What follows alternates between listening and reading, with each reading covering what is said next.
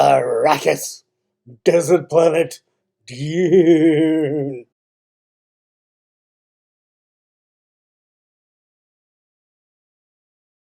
Right then, hello there. Good evening, good morning, good afternoon, welcome, whatever it is, wherever you happen to be.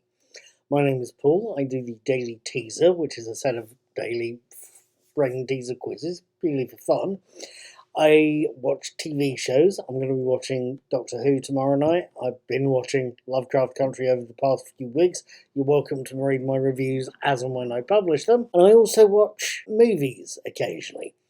A few weeks ago, I managed to catch the recent version of Candyman. Last night, I managed to catch the recent version of Dune, directed by Denis Villeneuve. It's out on various streaming services until the end of the month, and it's also live at your local cinema. I managed to see it last night, and I've got to admit, it's something I wanted to talk about quite a lot. It's really quite something, I think. Let me try and tell you about this film, though. Based on the first half of the Frank Herbert novel of the same name, Dune, Part 1, opens with a little narration from a Fremen girl called Cheney, played by Zendaya, telling us how her planet Arrakis has been occupied by the evil Harkonnen family who've been mining the planet for a substance called spice for many years. She also tells us that her people haven't managed to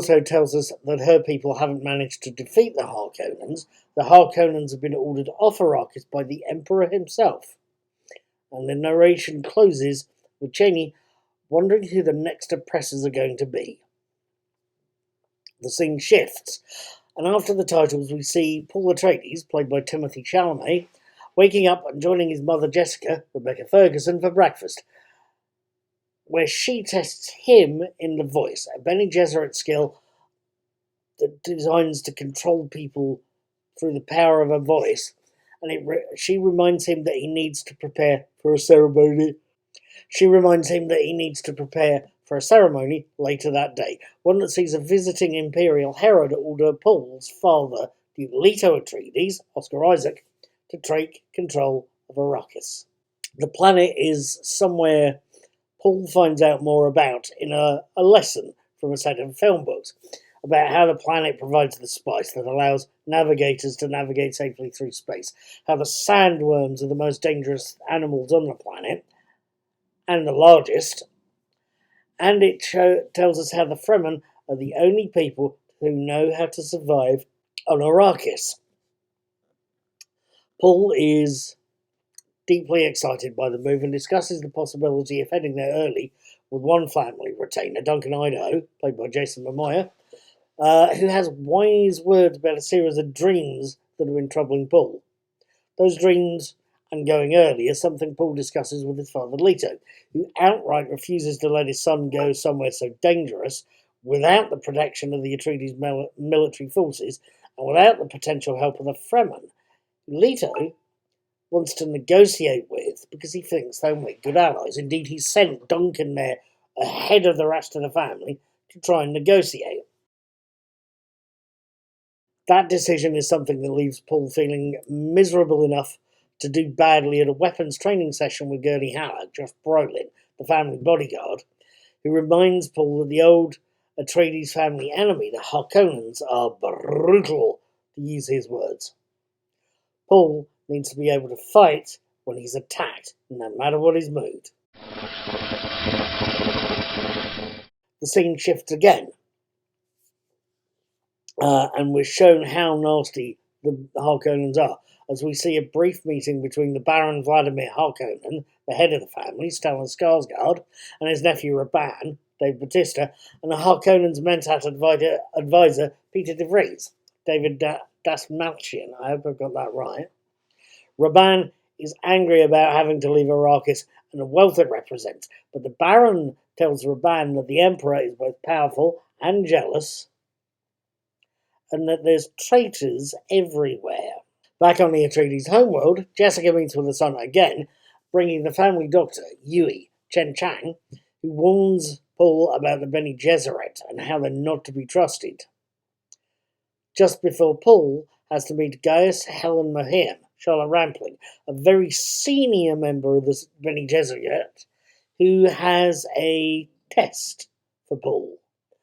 A test that Jessica is keen for Paul to do well at, but is deeply, deeply scared of. It's something she doesn't have to worry about as Paul, thankfully, survives. What Jessica doesn't know is that the Reverend Mother has asked Paul about his dreams, about how accurate they are, and tells him exactly what the Bene Gesserit have been looking for all these centuries. She also warns Jessica about the trip to Iraq, is telling her former pupil that a path has been laid for the pair that will keep them safe against all odds. And it's something that seems to be not the case, or safety seems not to be the big thing, when the family do arrive at the Ducal Palace in Arrakeen and settle there. It seems the Harkonnens have hidden an assassin in the brickwork of the building itself. Things are getting nasty when they turn up. As Cheney herself says at the very end of this film, this is only the beginning. Now, that attempt at a summary, possibly a bad one, because let's face it, it's getting late, I'm knackered, and I've spent a couple of days writing the script and the post for this video. You can possibly actually read a far better summary than I could ever do by checking out the IMDb or Wikipedia entry on Dune, or as it's calling itself now, Dune Part 1. Sufficing to say, those will cover the film itself covers the first half of Herbert's original novel, up until about the middle of the point, where Jessica and Paul flee from the Harkonnen attack on the planet Arrakis, and up to the point where they meet Stilgar's troop, and Paul has his key fight with Jamis, who's one of the Fremen who they meet. The important questions, and there's possibly a few. What did I make of Dune? What did I make of the sets, the design, the casting, the writing, the proverbial kit and bloody caboodle? First off, the writing is good. It manages to capture this first half of the book very well indeed. Granted, there's a few bits moved around. The part of the Ducal Palace, there's a botanical garden that Jessica finds in the Ducal Palace. That's shifted from the palace to a later bit of the film in one of the botanical testing stations, for example. There's other minor bits and bobs like that, bits that have been moved to make the film flow a bit better. Spice is explained fairly early on. Just so you know, the spice, the key MacGuffin of the film. What it does in both the novel and the film is it's a mould euphoric. It's like smoking a joint or having a pint. It's an anti-aging drug, so most humans in the Dune universe will use it to delay aging. The Emperor does. He's apparently 140 and looks 70, give you an example. But it also gives susceptible individuals accurate visions of the futures. Navigators use it to predict safe journeys through space. They use it to navigate their way through space. So it's important because it's the basis of the Constitution. You can probably guess who else gets affected by that as well. No need to name names there.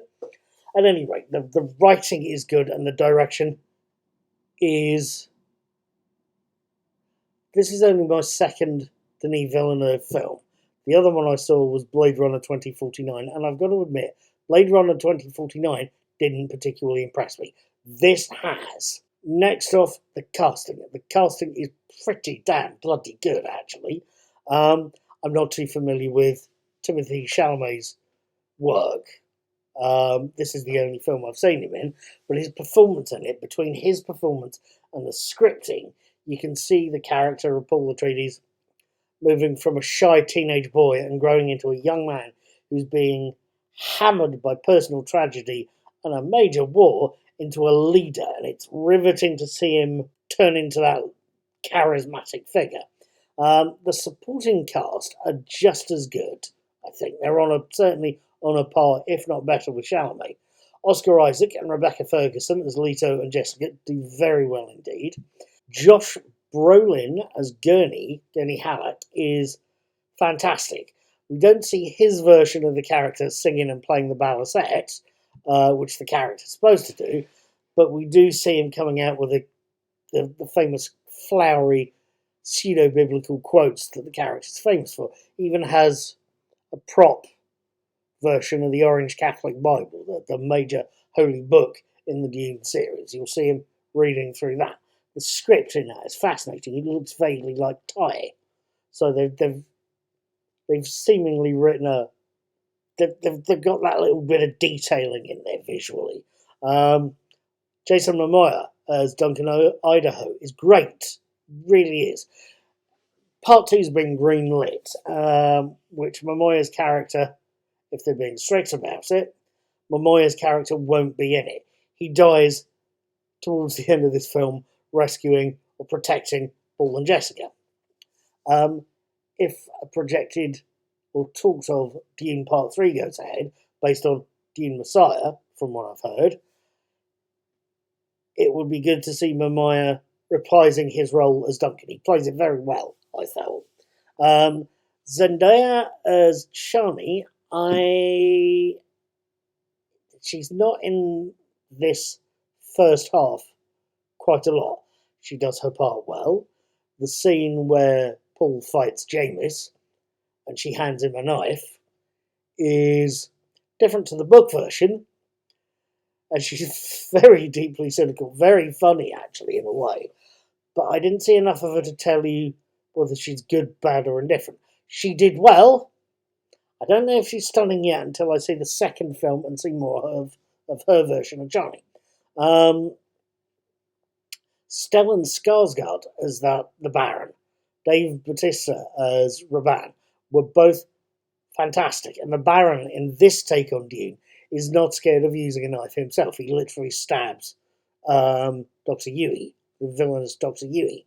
He's also far more menacing than the Kenneth Macmillan version in the 1984 cut of Dune, the David Lynch version. The David Lynch versions of Vladimir, Raban, and Feyd-Rautha, what you get in the David Lynch version are the three bloody stooges. They're really comedy characters. They're comic book villains. In this version, Vladimir Harkonnen is genuinely menacing. Saying that, in the novel, the character is quite frankly an outright paedophile. And it's something in our modern day, it's something we've learned to fear. He's a nonce in a position of authority. They've not done that with Skarsgård's version of the Baron. I suspect in part because David Lynch's version tried to reference that, didn't do it very well, and got howls of protests from various gay activists as a result. I can't say I blame them. Or the Kenneth Macmillan version doesn't particularly look reassuring.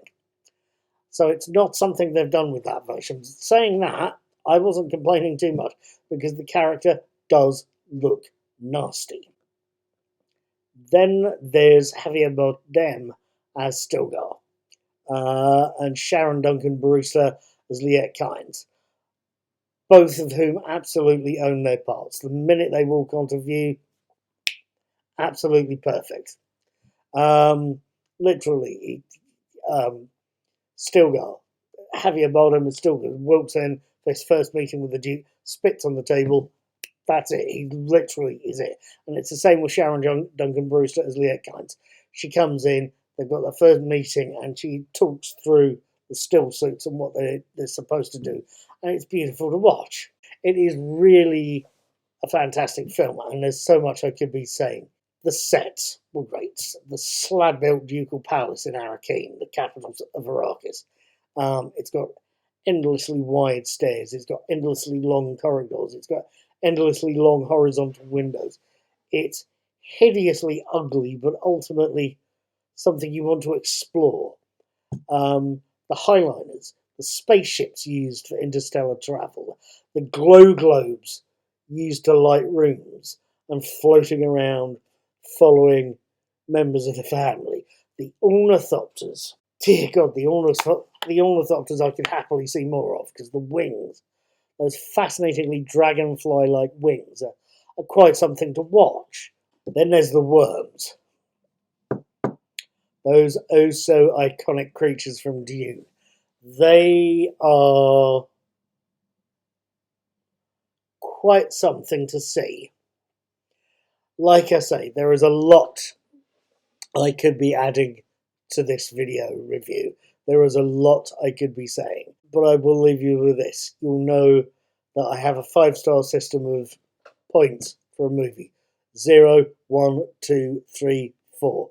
0 means forget it. 4 stars means go see it. I've given Dune Part 1 4 stars, and I will tell you to go and see it. And I will tell you what, I am looking forward to Part 2 when it turns up in 2023. Go see Dune. I think you're going to enjoy it. It's a great film.